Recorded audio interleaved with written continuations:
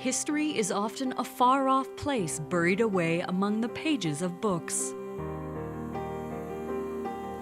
Here in Whistler, the past still paddles steadfastly into the present. The big mountain resort isn't more than a few decades old, so the young town and her citizens have grown up with each other, side by side. Whistler's growing pains are their growing pains. The resort's success, their triumphs. The two are always connected and ever present, with the mountains always watching. This is Whistler's coming-of-age tale, so who better to tell her story than the people who live here, dream here? History is people, and there's a lot of people that have made some big sacrifices, have contributed a lot, have done some big things. If we don't remember those people and that history, we're just far less whole. It's the people that make a place. These are their memories, their stories, their Whistler.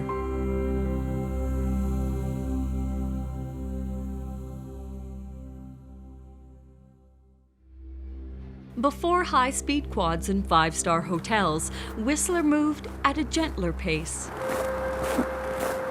Lex Joseph tries to follow in his ancestors' footsteps. The Lillooet cultural technician traces their movements, following the same paths they might have tread upon more than 10,000 years ago. Sometimes we base our work around creeks and streams because our people need fresh water, and so we use those as an indicator to find sites.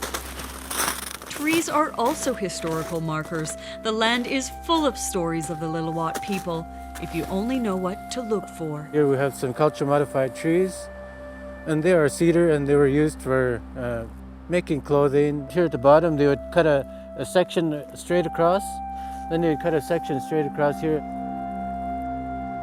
The inner bark would then be pried off, leaving a scar for future generations to discover. The land preserves the history of the Lillooet. The past is still visible today. This cliff tells the story of a medicine man named John Skye, who documented his studies in pictures.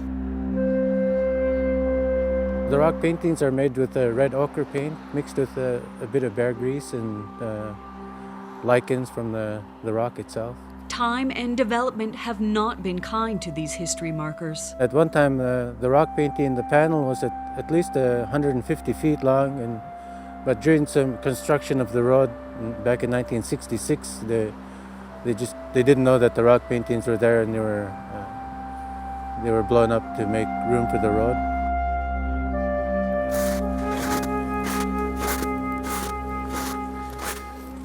While Lex visits a habitation site on one end of Green Lake, Georgina Nelson of the Lillooet Nation talks with her daughters on the other side of the traditional territory. She is speaking in the traditional language of the Lillooet, something she wasn't always free to do. Everybody used to just speak their own language. We didn't know English. I didn't know English until I went to school. I didn't teach my own kids to speak our language because me and my husband used to get punished when we went to school when we speak our own language. Before going to school on the Mount Currie Reserve, half an hour north of Whistler, Georgina lived with her family on the shores of Lost Lake, where her dad worked. He was doing logging with his horses for I think making ties for the railway. I think that's what he was doing.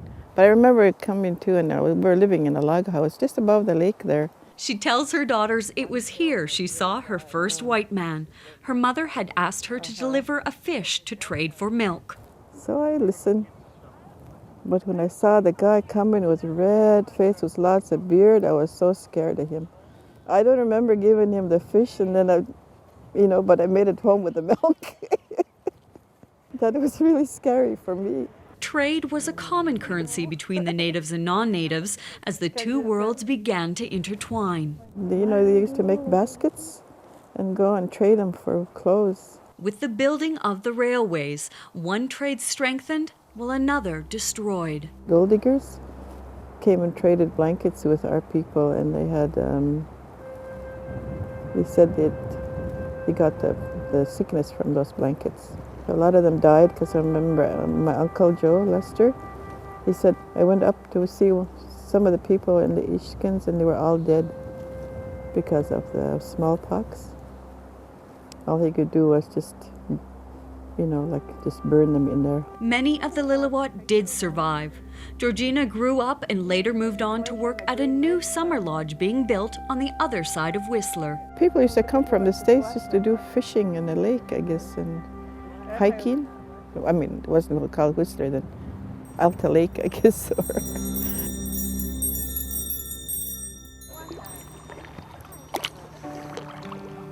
Florence Peterson paddles Alta Lake. The shores she looks to are filled with memories of Whistler's sunshine beginnings, a summer hideaway called Alta Lake that began in the early 1900s. Rainbow Lodge was very, very well attended by honeymooners, people celebrating anniversaries, and they found it a very relaxing and pleasant and natural place. This was the area's first incarnation as a tourist destination, the most popular summer vacation hideaway west of Banff. Rainbow Lodge was the cornerstone, and the string of glassy, sometimes frozen lakes strung like black pearls around thick forests were what drew people here. Summer or winter, Florence has many recollections of a time when only a few lakeside lodges and clusters of cabins made up the Alta Lake community. So many of these stories fall into a smile about Myrtle Phillip, the valley's first lady. She was a tremendous lady, and the whole area owes a lot to Myrtle. She came here in 1911. The Phillips always had wanted to start a fishing lodge.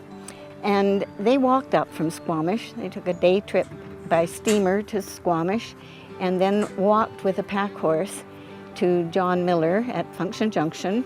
And he had a roadhouse there, an early B&B. And then they bought 10 acres from Charlie Chandler, where Rainbow Park is today. There wasn't much in the valley until then. A few homesteaders after World War I settled into log, mill, trap, and fish. A new era was building, with the Phillips leading the way. Myrtle and her family from Maine chopped and peeled logs by hand to build Rainbow Lodge at Alta Lake, while Myrtle's husband Alex stayed in Vancouver to make a living. The summer vacation escape was truly a pot of gold on the other side of the rainbow. There were maybe half a dozen families that lived here most of the year, and maybe another dozen that came in for summer residencing. Everybody pitched in with everything. We had a Alta Lake Community Club. They had a great clay tennis court. Myrtle loved horseback riding as well and had 20 horses in her stable at its height. And they welcomed we summer people because it was fresh blood, I suppose, and more hands to help. Like Myrtle, Florence was in her 20s when she first visited the valley. She and 4 other teachers pooled their money to buy a summer vacation cabin for $1,500 on Alta Lake. The property is just next door to where Florence still lives today. There were no amenities. You had an outhouse. There was no electricity. You had coal oil lamps. You split wood and you learned how to buck up and work hard. You had to bring your food in with you or order from a catalog at Woodward's food department in Vancouver, and it came up once a week on the train, and they had a bit of a refrigeration set up, and therefore you could get some fresh meat that day. The Alta Lake train station grew to become the town site, boasting a community with lodges and hotels. Myrtle was truly a woman ahead of her time, and not surprisingly, so too were her dreams for the valley. She welcomed change and modernity. She was a leader in all facets. She was a mentally broad-minded. She was more accepting when skiing came and ruined our valley, as far as many of us were concerned.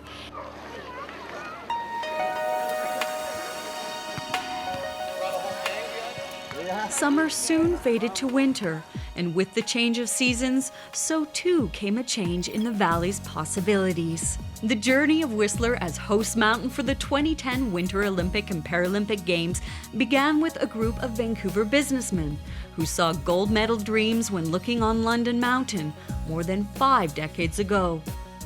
International Olympic Committee member Sydney Dawes was invited to take a look. That year, Sydney made a trip out here. They went up by helicopter and they came further north, and he said, "That's it, London Mountain." And the magic began. London Mountain, later called Whistler Mountain, was a clean slate of raw and rugged wilderness located in Garibaldi Provincial Park. The possibilities were endless. The Garibaldi Olympic Development Association was formed with the goal of transforming the area into an Olympic host mountain. 4 attempts were made both in Canadian nominations and outright bids for the Games until 1980. Whistler even piggybacked Vancouver's bid as host mountain for the 1988 Games. 5 attempts were made, and all 5 failed. Like with any child, first steps are often accompanied by first falls, and from those tumbles, Whistler learned to walk. Gary Watson, who sat on the 1968 bid, visits the Whistler Museum. He saw the development of the mountains and village rise from Whistler's earlier failings. That's what got Whistler started, was the idea of bringing the Olympics here. And we worked very hard unsuccessfully, as it turned out, on several bids, but those bids lay the foundation for the concept of what Whistler could become. The legacy that we were looking to see was, of course, the creation of a community, a great place to live. This town center, in fact, was the legacy from the 1976 bid. Whistler Village was still literally a mountain away in the 1960s. Ski hill development began in Creekside on the south side of Whistler Mountain, with Franz Williamson pointing the way as president of the newly formed Garibaldi Lifts Limited. The lift company would develop a 4-person gondola, double chairlift, 2 T-bars, and a day lodge, along with several ski runs. Franz, like any parent, had great ambitions for his little mountain. Before opening in 1965, the ski hill didn't look very promising. We came first 66 in the summer, at a time when we were flabbergasted to see what was here, because it didn't look like a ski area at all. The original gondola run basically gave the impression of a stone quarry. And we looked at this and I said to myself, God, these people, they've got to have their head examined. One of those heads in need of examining was Stefan Pless. He made the arduous trek up and down the skiway, now called the Pony Trail, to bring supplies to construction crew on top of Whistler Mountain. My dad used to take the ponies up the Pony Trail and bring the supplies to the people that were working building the lifts. And they were housed in the valley at the bottom of the top T-bar. Wood and equipment was hauled up almost 4,000 painstaking feet. The top of Whistler Mountain was a wide open canvas, and soon the roundhouse and lifts began to take shape. While one road went up the mountain, another gravel path was built, finally connecting Whistler with Squamish and later Vancouver in 1965. The highway wasn't anywhere near what it is today. It was single lane Bailey bridges, gravel, crush road, no pavement in some places, and a rather treacherous drive. Some people understand the hardships that we went through initially to develop some of the services that are here, and the conditions of the road, for instance, from Squamish to here would generally take us in our little Land Rover something like 4 or 5 hours to get here, fording creeks and carrying a little winch on board and planks on the roof to get up here. Garibaldi Mountain officially opened February 15, 1966. Gravity chasers were let loose on North America's biggest ski playground. The weekend lineups eventually grew and grew. $4 bought access to more than 4,200 vertical feet of pure mountain madness. In the late 60s, in the wild and woolly days of this valley, when the lift company Garibaldi Lifts was the only game in town, and lineups in about 68, 69 started to get rather longish to go up the hill. and it would not be unusual for you to wait till 11 o'clock to actually get on the lift. The lift company then started to bring in boarding passes, and then of course, as usual, there's always somebody who finds a way around the system, and there was a bunch of young kids in a Volkswagen van, of course, who tootled into the parking lot with a mobile printing shop, and they would just simply have a look at what boarding pass was loading right now, and they print off these boarding passes, and they even went as far as printing seasons passes and selling them for $50. Demand was high. This was a modern ski hill boasting the high-tech novelty of BC's first gondola. Whistler was also responsible for bringing another important innovation to the West, the now ubiquitous condo. Nothing had been built around Whistler. There were old cabins and so forth. And my husband phoned me from the office one day and said, if they're thinking about building this Whistler, London Mountain they called it, would you like to buy one of the condos that are being built here? And I said, what is a condo? I'd never heard the word. There wasn't such a word. And he explained it to me, and I said, sounds wonderful, but do we have indoor toilets? Do we have to smash ice to get water? Of course not. This was luxury living with indoor plumbing and electric stoves, thanks to the power station built to run the lifts on the mountain, where skiing wasn't quite as lavish. They had the initial small gondola at Creekside, and then you went on to a double red chair, which moved agonizingly slow up to what was the roundhouse in those days. And you sat there and froze to death for about 25 minutes going from the mid-station to the top. The skiing was, of course, no grooming. So whenever we had a dump, there was just, especially if it was soggy, it was pretty deadly. Lots of people got hurt.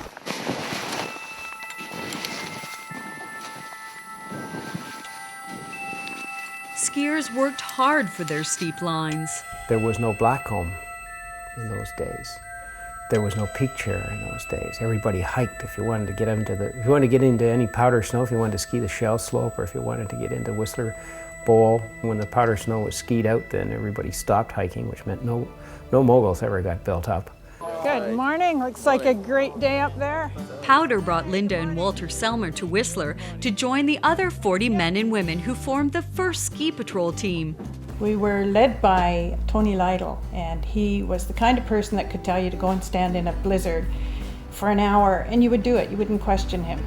Nor did they question the sanity of signing up for a volunteer position that had them standing in the cold all day long, a time blue skies away from the present.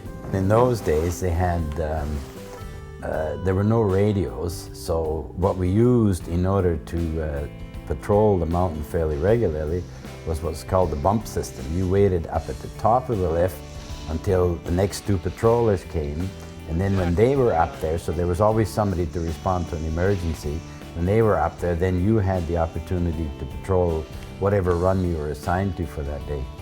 And that usually meant that you were standing up there often in the snow and blowing wind with very little in the way of shelter. And needless to say, this was before Gore-Tex, waterproof, windproof clothing. The clothing was completely inadequate for what we had. Clothing wasn't the only inadequate thing, and people complain about housing problems today. There was some construction trailers that we were told we could use, but very soon it was decided that those wouldn't be available. It was tough to get accommodation up here, so we would late at night put a couple of benches together in the hallway outside the bathrooms and cafeteria, and that would be where we'd get a few hours sleep. Whistler Village didn't exist yet. Creekside was the hub of the community. When they were building Garibaldi lifts out of Creekside, it brought the development at Alta Vista, and then started to develop the Alpine Meadows and Emerald estates for small A-frames and Gothic arch ski weekend cabins. We ended up with a gas station. We had the cafeteria and restaurant at the foot of the lift, which meant you could go out to dine, you know. Finally, there was a place to go out of your own home. It was tough living. It took a lot of drive to get here, and even more stamina to stay. Marcel Richaud built his log cabin by hand in the 1970s, one axe swing at a time. The veteran ski instructor still lives on the same property and still chops wood to heat his home in the winter. When we came here, it could almost compare to the first settler in Canada in a mini space, you know. Like we are here, there's nothing. I go in the bush, I drag my trees, I build this log cabin. There was nobody using chainsaw. There was nobody driving big machine or big machinery, digging holes in the ground.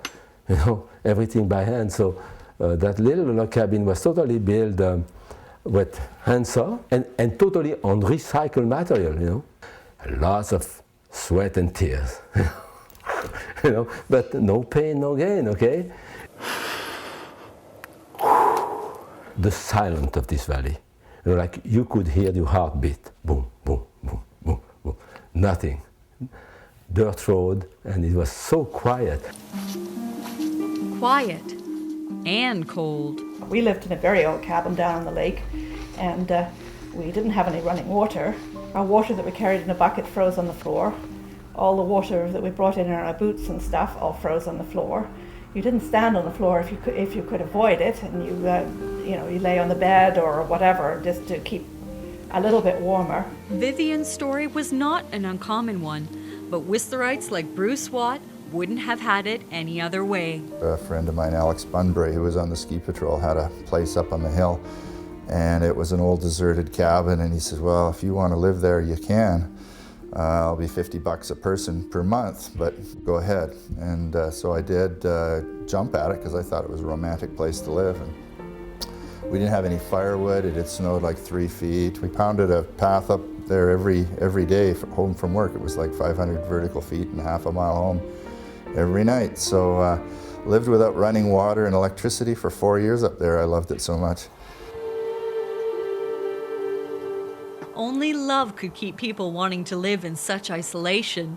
While the ski lifts brought electricity to the valley in the mid-1960s, it wasn't something you could always rely on, especially in minus 40-degree weather. It was Christmas time and the valley was full, though at that time there were only 3 hotels. Of course, all the cabins were filled.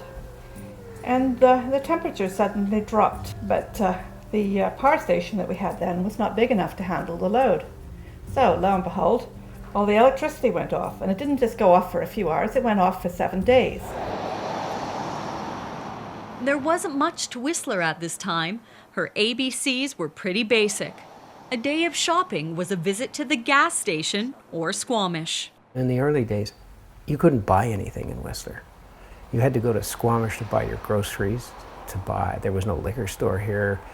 There was a post office, sort of. You could pick up your mail at Mons in the early days at Valo's logging camp. When we first came, there were no grocery stores, there were no doctors, there were no pharmacies, and we do have 2 children who were both born here and grew up here. So as a parent, you sort of like to be near health care. Luckily, our kids were really healthy. Whistler's pioneers take nothing for granted these days.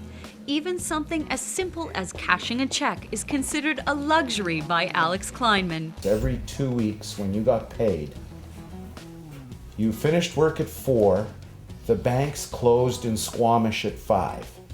And there was no one here that would cash a check, especially not a Whistler Mountain check, because they'd already had quite a few financial problems. It wasn't a very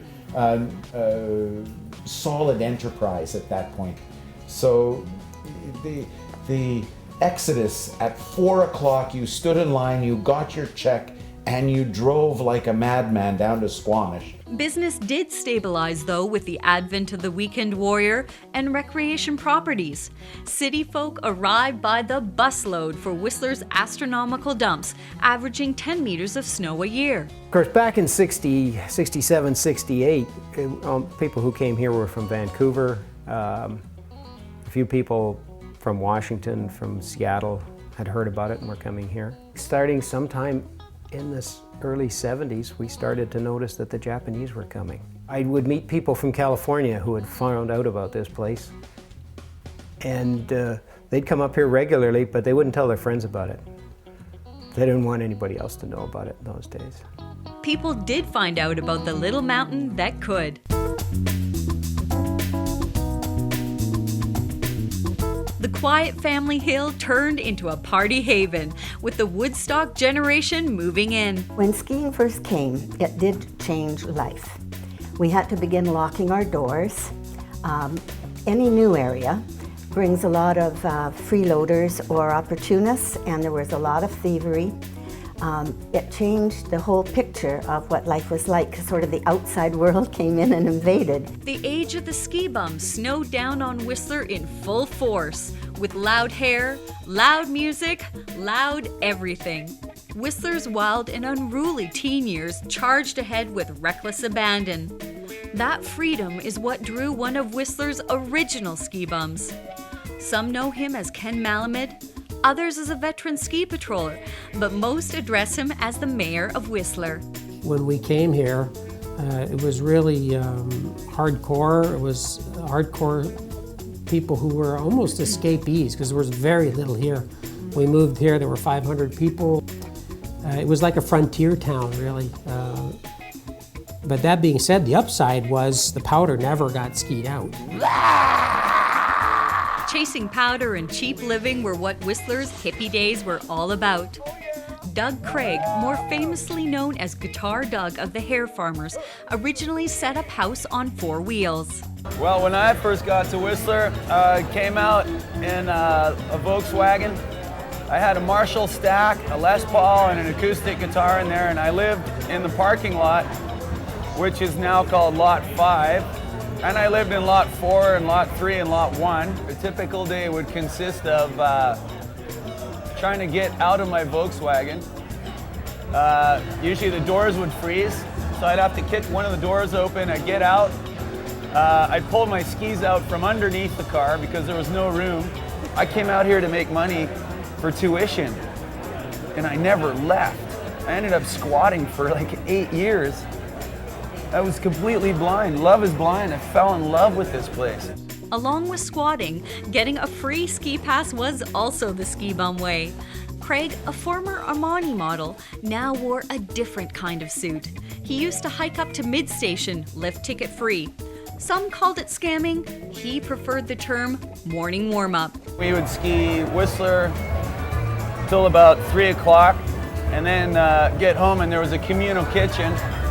And usually it would consist of poultry products and some type of Vegemite concoction and anything that basically didn't have any mold on it. Whistler was one big happy family where everybody knew everybody and everybody loved to party. Parties back then didn't go for just one night. They were all about starting on Sunday night, because that's the night that the RCMP left town. And it would basically go on all week long until Friday night when the RCMP came back. Then we'd have to behave ourselves. But parties back then were all about, I can't really say on camera what they were all about.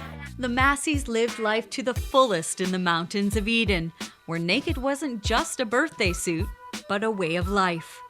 Squatters immortalized Whistler's famed Toad Hall by posing nude in front of their home before the illegal squat was torn down. Back then, you got to remember it was the hippie era, and hippie era is all about free love, free spirit, free everything.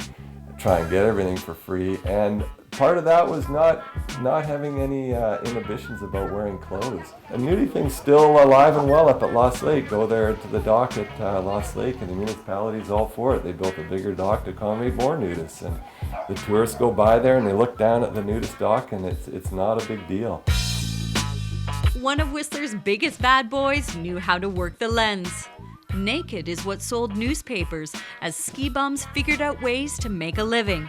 and they did it their way. We had a paper up here. The first paper in Whistler was called The Question. Some friends got together and decided we needed a better paper that was more tuned to the locals that were up here and the cast of characters that were in this town. And so they named it The Answer, and it was the answer to all questions. So, and it was run by a lot of people that were living in a squat, a little log cabin in the woods. A lot in those days. This is in the 70s.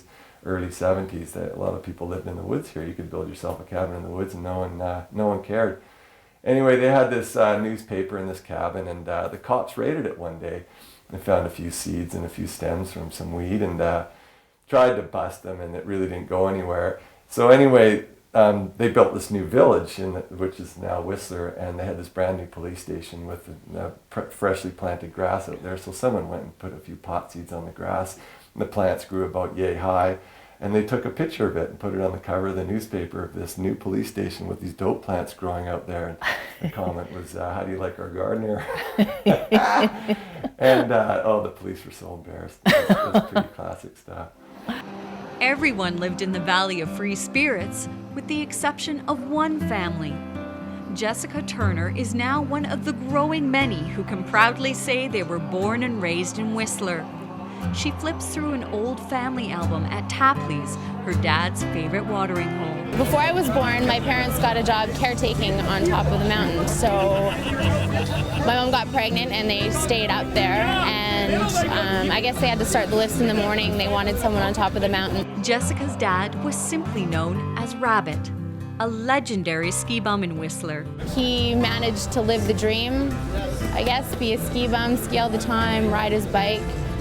No matter how late he went out and partied, he'd still get up in the morning and make it up the hill. And I mean, that's what people come to this town for a lot of times. Those people that come here for a season, they go out till 2 in the morning, 3 in the morning and get up and go skiing and do it all over again and go to work.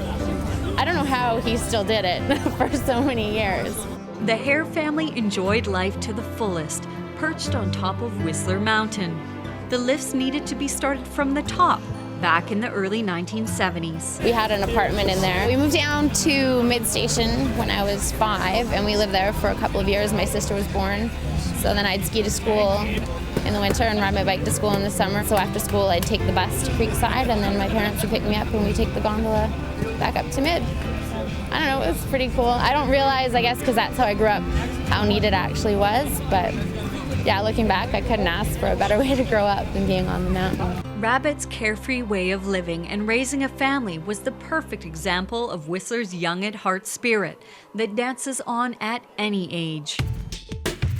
Legendary status in Whistler isn't defined by money or material things.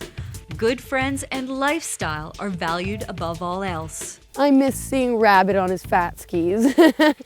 And I miss seeing Zeppo at Cheetahs and miss his Halloween parties and his stories about hot tubs and Playboy playmates and Lumpy. Yeah, there's been a lot of people who have come and gone that were definite characters. And like people like Johnny Thrash climbing in Merlin's naked, and I do definitely treasure all those weird little things that don't happen everywhere. Whistler attracts kind of those crazies, or people pushing boundaries in all sorts of ways. Nobody pushed boundaries harder than these 4 guys. Dave Murray, Steve Poborski, Dave Irwin, and Ken Reed. And they didn't call them crazy for nothing. The Crazy Canucks were ascribed this crazy part because we did have some pretty good crashes along the way. But I would say that there was also the notion at the very beginning that they needed an excuse for us to be able to beat them. The Canadians beating like the heartland of alpine skiing, a bunch of crazy guys from across Canada, not even from the mountains, just Dave Murray, who lived in Abbotsford but skied out of Whistler.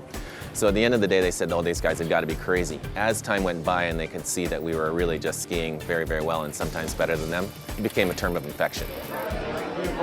Steve is signing a new book documenting the history of the Crazy Canucks. He was one of the famous 4 Canadians who took the European-dominated sport of downhill ski racing by storm. Europeans owned the podium until Crazy Canuck Ken Reed won a World Cup downhill in 1975 in the heartland of alpine skiing, Val d'Isère, France, a first for Canada. It's the first time a Canadian won a World Cup downhill, and it was a real change of the guard. And since that time, after that, two other Canadians, Dave Irwin and myself, also won races. And Dave Murray came second several times, so there were four of us who were the very, very best in the world. Steve went on to become the first North American male to win an Olympic medal in downhill skiing. None of those things have been done before, so a lot of groundbreaking and a lot of, unfortunately, quite good crashes, which added to the lore of the Crazy Canucks. What we were remembered for, I think, is for really changing the face of skiing in Canada and indeed in the world, and showing that the smaller countries, the other countries, can be a force and be the best. Which is no small feat when considering their training grounds. They may have been the best, but their training facilities on Whistler Mountain were far from it.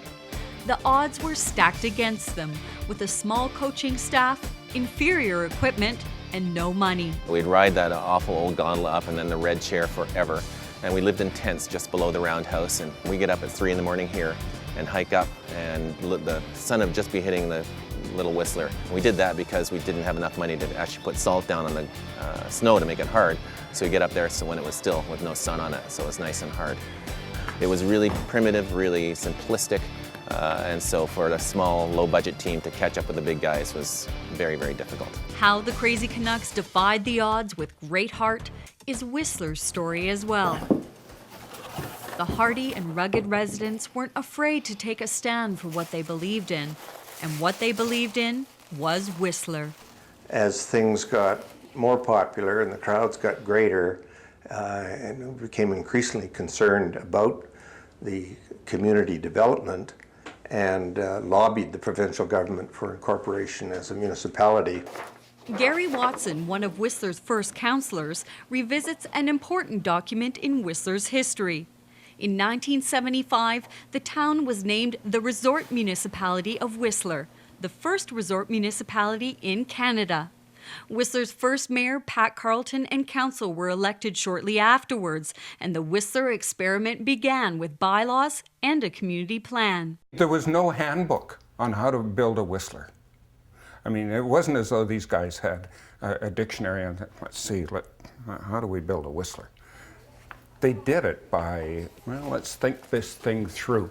The community plan included the building of a village where two converging mountains united, Whistler and Blackcomb Mountains. Eldon Beck sketched out a pedestrian-based winter wonderland, balancing tourist amenities with community ones. This proposal was initially met with resistance by the province. The opposition was pretty severe, and we went to the government in Victoria at a showdown, and all the members of council had agreed to resign if the government did not approve that first community plan, so it was a real showdown. We accept this plan, and now we feel that Whistler can be on the way. The group did not resign. Unyielding determination powered the village forward under the direction of the new community plan. The grandiose vision had a long way to go. The planned village site was a dump, literally. The village was, in fact, the garbage dump, which was inhabited by many, many bears. So it was quite an event when people went to the dump. Of course, when I arrived, the village center was a slit trench dump, and everyone went there on a Sunday with a case of beer and lunch to watch the bears. One could see the potential, but we didn't really realize that it was going to go to this extent. Hotels and shops were built, as well as restaurants and grocery stores. The entire community dug in together, eager to see their town grow. We were kind of surprised when, that summer of 1979, they started to undertake the construction of Whistler Village. And so, we knew things were changing, but we didn't really know how much. Back then, people, I remember there was a guy that made t-shirts, Al, and he had a famous t-shirt that said, "Welcome to Pissler Fountain." And the rumor was, nobody's gonna come here. This place can never work because it rains too much. And that seemed to be the prevailing wisdom at the time. But he was wrong. The town fathers really went out of their way and were very visionary to create a purpose-built resort. Part of the secret to the success was the mountains were so incredible, and they really capitalized on that.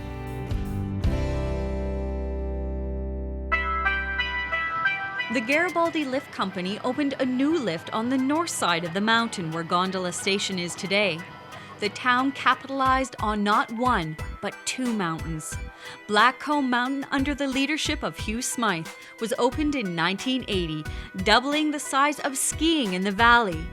Whistler became the largest ski resort in North America. I kind of remember the Captain Varney's explanation of the building of Blackcomb, and it was this giant mechanical spider that laid out these lifts as it climbed up the hill, and it was like the mega monster that came and took over this mountain. And but it's incredible what it did. That was a catalyst for so much. I mean, Whistler used to be a quaint little village that was a neat thing to be a part of. Now it's like a miniature city that everyone would love to be a part of. North America's only mile-high mountain also expanded the art of snow sliding.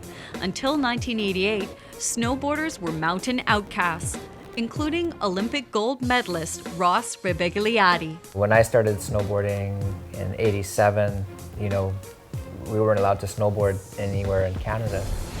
Snowboarders were barred from the chairlifts until 1988, when Blackcomb Mountain welcomed Ross as the first snowboarder to ride the lift. It was kind of looked down upon at first by a lot of, in ski industry people and just the general public, because it was a new thing and no one really understood it or knew anything about it. We all came from skateboard backgrounds, and so it was kind of like a counterculture, like really fringe, edgy, the more trouble, the better type of thing. So there were some growing pains. The sport that spawned out of backyards and basements grew to a billion-dollar industry, with Whistler leading the way. Whistler Blackcomb now boasts 5 terrain parks and 1 superpipe, the best in North America, according to Transworld Snowboarding magazine. Snowboarding found its home, I think, early on here in Whistler, due to the fact that when we were first allowed to ride here, they just didn't sell us tickets and then say, that's it. They actually embraced the whole idea, the culture of it. Blackcomb really, because they kind of took the initiative to build snowboard parks and to create things for snowboarders so that, we could have the runs that we needed to do what we like to do. Development wasn't just happening on the mountain. A new village called Village North sprung up at the base of Blackcomb Mountain, and along with it, even more recreation condos. The one newspaper town grew to 2. Bob Barnett decided to capitalize on that growth and start the Peak News magazine. When we decided to start the Peak was 1994. The village was basically doubling in size of the Village North. So there's going to be twice as many restaurants, nightclubs, advertisers. And so it seemed like a good time to start a paper, because the size of the town was growing. So they were going to council meetings, taking a wad of business cards every meeting, because there'd be so many developers there floating proposals at each council meeting and handing out all my business cards to these guys. Whistler grew from town to cosmopolitan mini-city, and the people just kept coming and coming. Filmmakers, photographers, athletes, and writers began making their way up Highway 99. Whistler was the place to be. It always seemed like, all roads lead to Whistler in the snow sports industry, and all the concentric rings that radiated out, all the ripple effects from trends and happenings and everything always seemed to originate here. For me, as a journalist, I could chase people all over the world all year if I wanted to, or I could just sit in Whistler and wait for them to show up. Anyone who reads skiing magazines is familiar with Leslie Anthony's byline. The magazine editor and freelance writer has the pulse on ski culture. It used to be seen more in the vein of a Chamonix in North America, where there's great feats of daring do going on all the time, and the potential for death is just around the corner. People want to be there, they want to be part of the scene, it's big, it's badass, I was there. Yeah, sure, I was just on the bunny slopes, but it doesn't matter. You get the same effect. top riders, snowboarders and skiers, were moving here in droves. As someone who travels around the world in the industry and sees all the towns that are the epicenters, you know, I had this real sense that like Whistler was the Uber epicenter because it had more riders, more photographers, more cinematographers per capita than any place that I'd ever been. Whistler and Blackcomb Mountains merged under Interwest Corporation in 1998 to become Whistler Blackcomb. Interwest was the first to combine real estate development with resort operations. Condo developments and timeshares paved the way for luxury living, but this growth came with a price. So much of the growth has been aimed at the high-end market, bigger, better hotels, fancier restaurants, and all those sorts of things. There wasn't as many new people from the Lower Mainland coming here, I think, and there was that focus on the high end for a long time. So all of that changes the mix. Business generally just went downhill for 4 or 5 years. It was a bit of a shock for a lot of people who had only known growth for so many years to have to get a little smarter. Interwest expanded its North American empire, adding another 14 ski resorts to their portfolio, using Whistler as the model. Little Whistler grew to rock star status, but the Golden Child couldn't stand up to the speed of its growth. As far as the overall town is concerned, I wonder whether we're stretching the limits a little bit in the sense that everything in nature starts small, starts growing to a certain point, reaches a zenith, and then goes over the top and starts to deteriorate. And resorts do the same thing. So the question is, should we allow more development or should we just simply lock the door and throw the key away and just polish the product that we have? I know there are some European communities that have zero growth. I just hope that the businesses locally can maintain what they've got going. I'm a little disturbed by the amount of greed that has moved into the valley over the last few years. Greed pushed many local businesses under with skyrocketing rents. Business owner Colin Pitt Taylor moved off the Hollywood Strip to set up shop away from the tourist buzz of the village. It's just easier not being in the village than being in the village, for me anyways. It'd be nice to be there, but you know, you have to work too hard for the landlord there.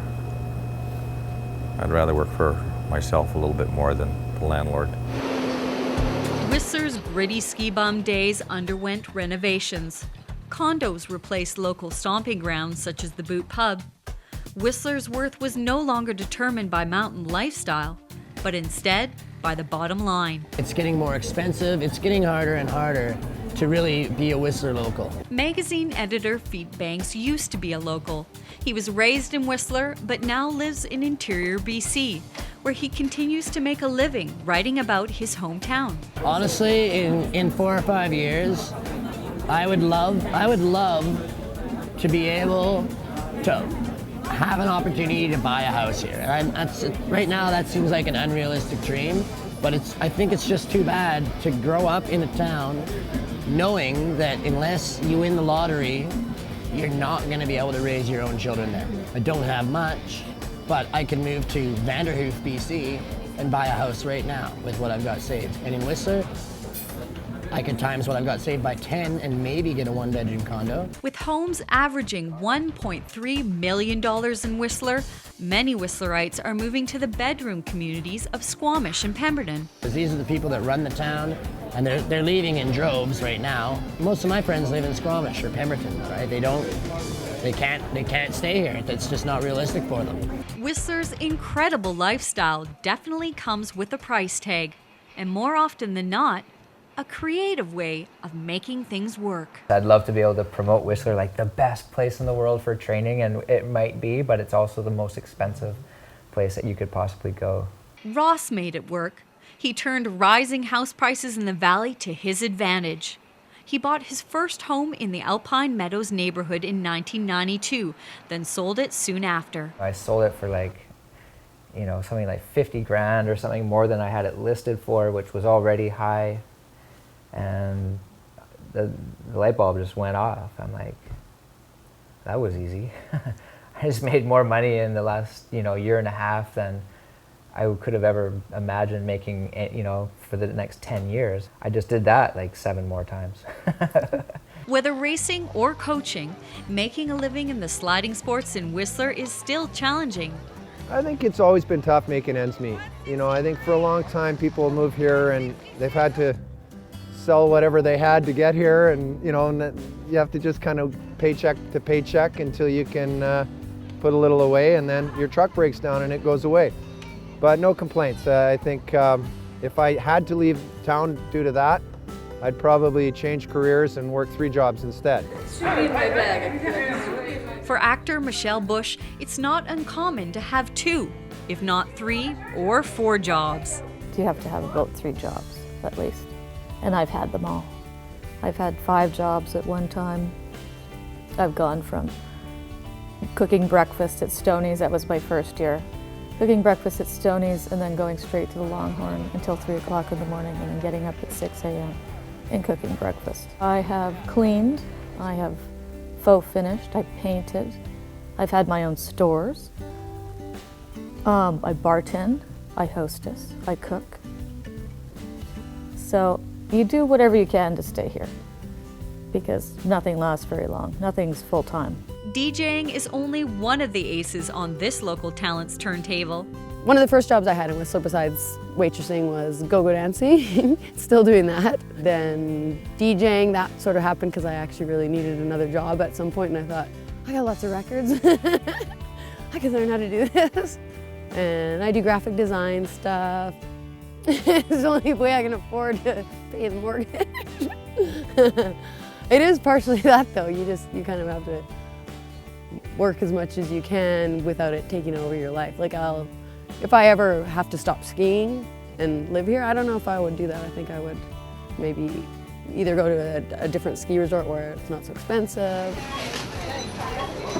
Tourism drives everything in Whistler, from skyrocketing rents to grocery store lineups. Tourists can also drive locals crazy. Well, you can't just go down in 5 minutes and get to the post office or something like that like we used to, but there's more traffic, there's more people hurrying and pushing you through and trying to make you go faster, and that kind of annoys you at times. You can't keep it a small ski village forever. Strictly as a tourist place, if that was what Whistler was, it would be a far less interesting place. And I think the challenge for some people is to get the message out that there is a community here, that there is something more than just, it's more than just a place to go skiing or boarding or golfing. Hello everybody. Have a nice day today. Whistler's local community population of 10,000 people jumps to astronomical numbers in the winter. Last year, the mountain exceeded 5 million guests just for the winter season. Marcel doesn't mind. He believes the more the merrier. Whistler has lots of room to spare, or at least lots of places to hide. People say, isn't there too many people in Whistler? No problem. I'm from Europe, so I'm used to people. It's great. You want people, you go to the village, you socialize, you drink a cappuccino, you talk, and then you want quiet. 5-10 minutes away, you drive up the Sioux Valley. Hello. Hello. Whistler's success relies on fresh faces, whether frontline staff providing a service or customers on the other side of the counter paying. Whistler grew up, and so did her ski bums.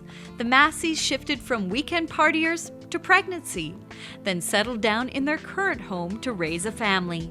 To be a family here in Whistler is really special. To have this opportunity to raise our kids in, well, basically a brand new town. They've had brand new daycare, elementary school, high school, and all the new amenities. Our son Tyler and our daughter Michaela, they both are still hanging out with the friends they went to daycare with. We know most of their parents as friends.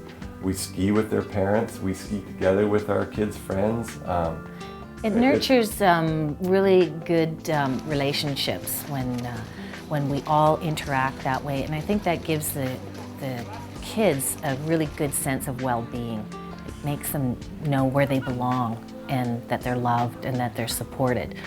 So raising our kids here, I think that really gives them a sense of belonging, and it gives them a sense of belonging in a really special, unique place.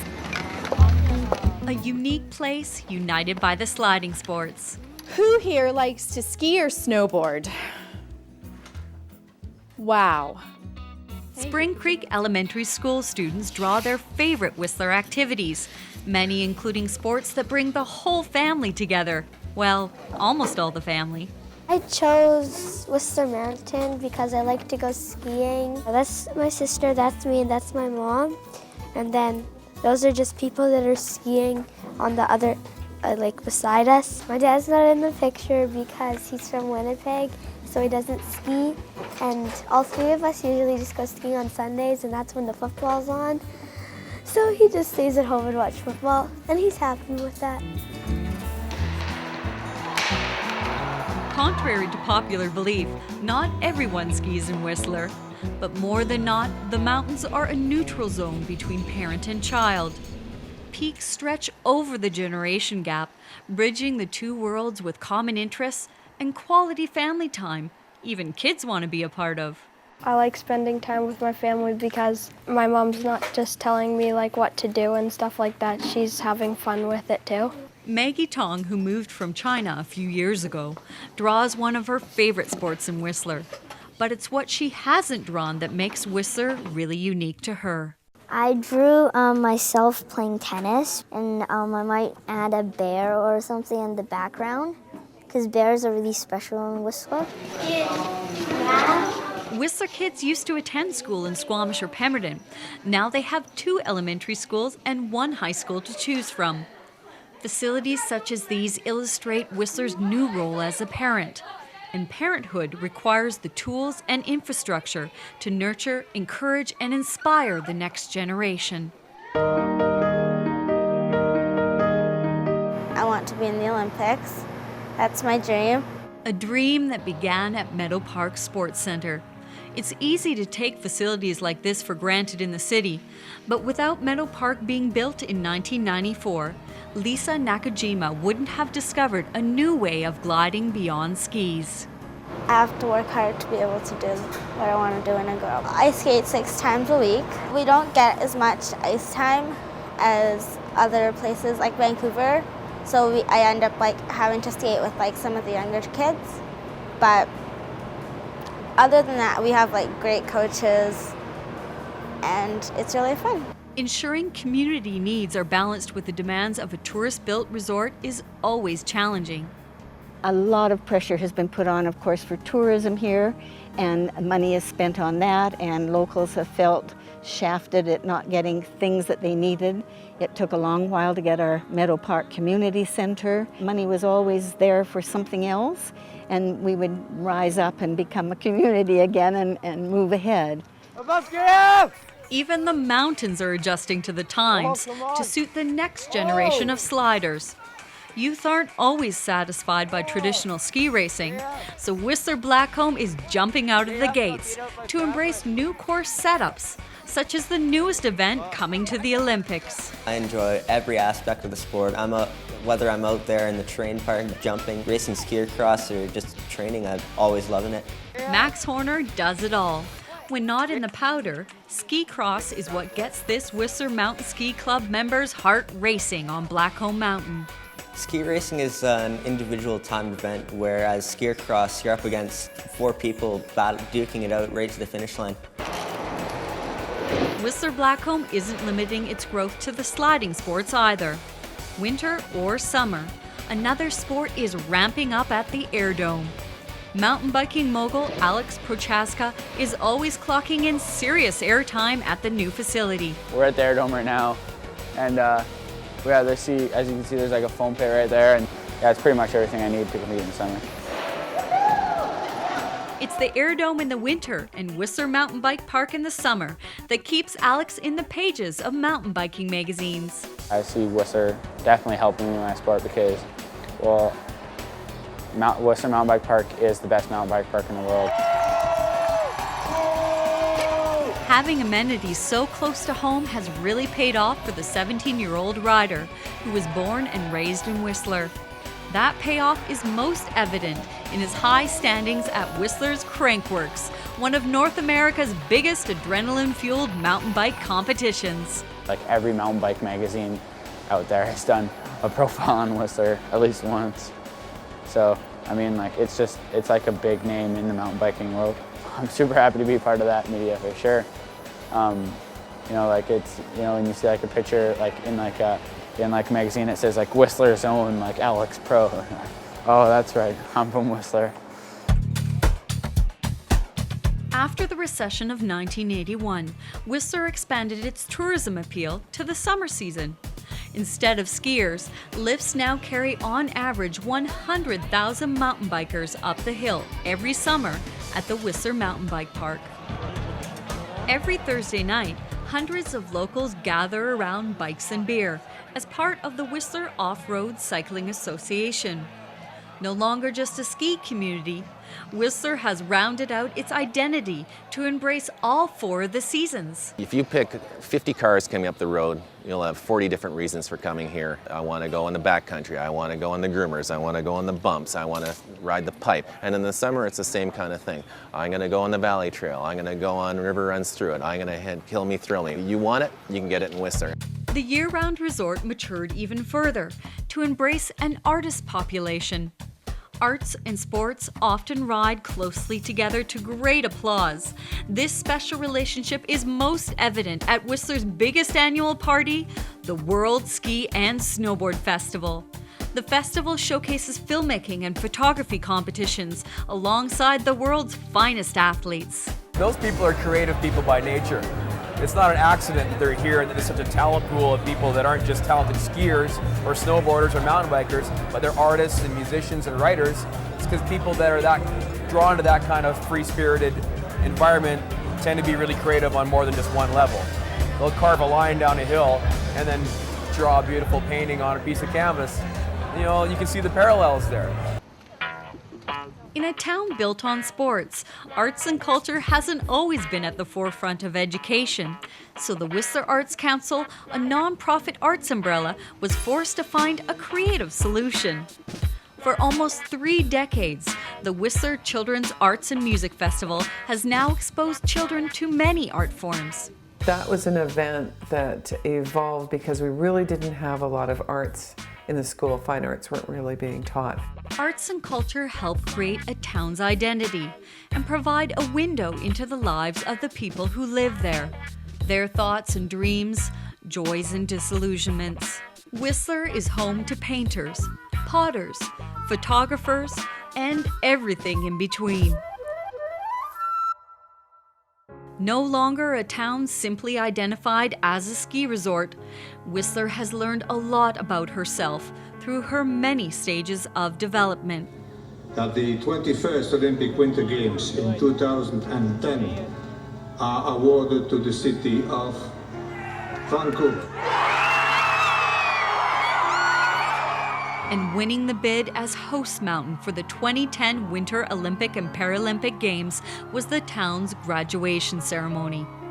And now Whistler is ready to put what she's learned to the test. The 2010 bid, of course, came to a head on that day of 2nd July, and gathering in the square that morning, I guess there was a tremendous first feeling, almost of fear, that my gosh, what if we miss again? And then when the announcement was finally made, it was just total elation, really. It's just ecstatic. It shows that Whistler has come to a certain level of maturity. If we had the Olympics in '76 in Whistler, Whistler wasn't going to be ready for it, and the whole place would have developed around the Olympics. I think Whistler developed on its own properly, and now we can host the Olympics because we're ready for it. It's a dream come true for Franz Wilhelmsen, whose vision it was. He would be very proud to see this happen, and it was his vision. 2010 is not just the celebration of one Games, but 2. Hosting more than 90% of the Paralympic events in Whistler is a dream come true for the Whistler Adaptive Sports Program. The nonprofit organization ensures summer and winter sports are accessible to all. Program Director Chelsea Walker is more determined than ever to make Whistler the most accessible ski resort in the world. Whistler hosting mainly the Paralympic Games for me is the most important thing. I have a vision of Whistler that is completely inclusive, no matter who you are and where you've come from and when you've arrived or how long you've lived here. And that translates right through to individuals with a disability. I think there should be no barriers within our community, and the Paralympic Games are acting as a catalyst for a lot of change within our community. Change includes everything from new wheelchair-friendly ramps to accessibility signs pointing the way. Typically, the Paralympics have not had as much attention as the Olympic Games, and I'm really, proud of the fact that there has been a big shift in saying that there's a celebration of sport that's coming. There's 2 games, but it's one celebration. And to have both flags flying in our village side by side, and for that to be the first time it's ever happened is huge. Hopefully, Whistler will be cheering on hometown heroes for both games, including national team athletes Morgan Perrin and Matt Hallett, and Michael and Britt Janik. Well, I'd really like to see some of our young upstarts that are over in the World Cup right now doing well come back and get a nice big win at home or a podium sweep at home. It's a dream, but at the same time, it's the sort of thing that when the Olympics came, it was the first thing that crossed your mind that, wow, wouldn't that be great if we had one of our club members that's at the national team level to dominate on that day. Wouldn't that be great? Certainly Britt Janik has a great chance. Manny Osborne, Robbie Dixon, Mike Janik. There's a bunch that have come through the club. Rob Boyd free skis the same downhill course athletes will compete in 2010. Although not an Olympic win, this is where Whistler's most memorable ski race was won. The significance of the Dave Murray downhill is that it's one of the premier World Cup downhill tracks in Canada, named after the late Dave Murray, one of the crazy Canucks. And it's one of my favorite runs, I'll say, because in 1989 I was fortunate enough to be in top form and won a World Cup downhill on it. That win was pretty special in that it was the first time a Canadian has won a World Cup race on Canadian soil. So right in front of my hometown crowd and my parents and Dave Murray himself, and it was a community win. Yes! Oh yes! Unbelievable! Unbelievable! Rob Boyd with a sensational run! One of my fondest memories about that win probably are that I had about a week's growth on my chin, and when I got to the finish, my mom said, "That's too much stubble on your chin, we gotta go and shave it." She made me go over and shave off my gristle and came back over for the awards. Boyd is only one of many ski racing success stories in Whistler, a success he attributes to the local mountains. There's a lot that the mountain teaches that you can't necessarily learn on just man-made, perfectly groomed tracks or running gates. Really, I think it inspires athletes to go out and play, but still to be able to focus in on their sport, on their discipline, and be the best they can be. The Olympics and Paralympics are challenging athletes to go for gold, regardless of whether or not they are competing in 2010. Logan and Kamana Bekati of the Lillooet Nation also hope the Olympics will bring attention to Aboriginal athletes. I think it's important for Aboriginals to be on the Canadian Olympic team because technically it was our land. It'd be nice for us to get included, and because we have talent too. We get underestimated a lot too. Yeah. The two cousins are members of the First Nations snowboard team. When not racing, they're inspiring others to develop skills both in sport and life. The grassroots organization develops competitive Aboriginal snowboarders as well as certified instructors. Pretty much this whole program just helps you out so much, and all they're asking for is your commitment. You have to have so much commitment, it's crazy, but it pays off in the end.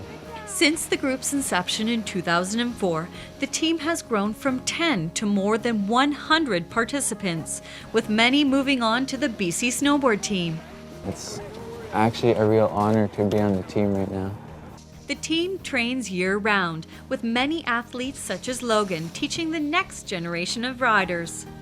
Logan's the kind of person who likes to help out people when they're stuck. He helped me out a lot in the border cross. Now I can almost beat him. We still have a race to declare that yet. The Games will provide opportunities for athletes and residents alike. Currently, 38% of Whistler's resident workforce relies on employee housing, and more is needed.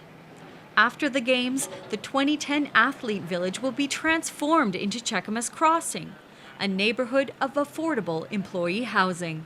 The greatest legacy is going to be the Athletes Village, which has the potential after the Olympics of converting to affordable community housing for employees, which is the most significant and desperately need in the community. The improvement to the highway, of course, is a very significant thing as well, because that sort of access will help the resort continue, succeed, and compete on a worldwide basis. Whistler hosting the 2010 Winter Games to me means great opportunities for the arts. According to the New York Times, she came to New York. Sometimes the biggest successes aren't as grand as a performing arts center. A local Olympic celebration helped move Allie Milner's music career into a recording studio. In terms of my career, it seems like everything started to get going when I performed at a Celebration 2010 performance at Millennium Place, and this lady came out of the crowd and was like, "You have to meet my friend. He can probably help you out." And it turns out that that friend was Zach Werner, the mean judge from Canadian Idol. You can't survive on a handful of dimes. The result was Warner producing Allie's first self-titled album on EMI Records. She was only 15 years old. From that, everything started kind of coming together. I got more gigs, more people started saying things, and I got more connections. Connections that led to weekly gigs at the Four Seasons Resort Whistler and performances at after-parties for the Juno Awards and Toronto Film Festival. Allie is writing once again with industry producers who have sold more than 40 million records. I see myself ending up in Whistler. I don't know if I'll stay in Whistler because, you know, you have to explore the world and kind of venture out of this bubble. Not everyone is excited about the impact of the Games on Whistler. I really don't know what we're going to get out of all of this. Bobsled run, is that going to survive? Nordic facilities up in the Callahan. In order for those to survive, people have to use them and somehow they have to be paid for. It's hard to say how successful all of these so-called legacies are going to be. I have mixed feelings on the Olympics for a simple reason that I personally think that the Olympics have somewhat passed their best before date, their shelf life, in the sense that they've become a massive marketing campaign over the years rather than a real sporting event for young people. I guess what the 2010 Olympics means to me is a vacation in a sunny retreat somewhere very, very far away. I was just hoping that somehow maybe Whistler could be the first place, Whistler, Vancouver, the first place where the Olympics would not cost more than they did the last place, where we could set an example that way, not the way that they're going to be fantastic, they're going to be the biggest ever and the best ever, but maybe the smallest ever, the least expensive ever. The impact of the Games on the environment has been a key concern. Venues such as Whistler Olympic Park minimize the Games' footprint by holding biathlon, cross-country skiing, and ski jumping in one location. This was an Olympic first. While others, such as Celebration Plaza, leveled the last green space in Whistler Village. One thing we could get across and show the world with the Olympics is the importance of the environment, the importance of keeping green space. It's time for people to recognize that the environment isn't something that's always going to be there for us. We have to take care of it. I think we could use this and push it even further and show the world that, yeah, it's important to take care of your natural surroundings and the natural world. And if you don't, then bad things start to happen. Like it rains on Christmas Eve. For the last 5 years, global warming concerns have shifted the focus of mountain development into the high alpine, with projects such as the Peak-to-Peak gondola. Everything comes back to the environment in Whistler. When it snows, everybody's happy in the winter. When it's sunny, everybody's happy in the summer. And when it's not, when it doesn't do those things, then everybody's grumpy and struggling. Whistler's 2020 sustainability plan drives into action every time a biodiesel bus pulls out. Whistler is no longer just managing operations such as waste removal. She is a visionary who now turns garbage into garden fertilizer at the new composting facility. Whistler is an example for other resort municipalities, a role model ready and seeking to motivate change. Whistler's always, it's been the kind of the template for other resorts. It was specifically developed as a tourist destination with a living community within it.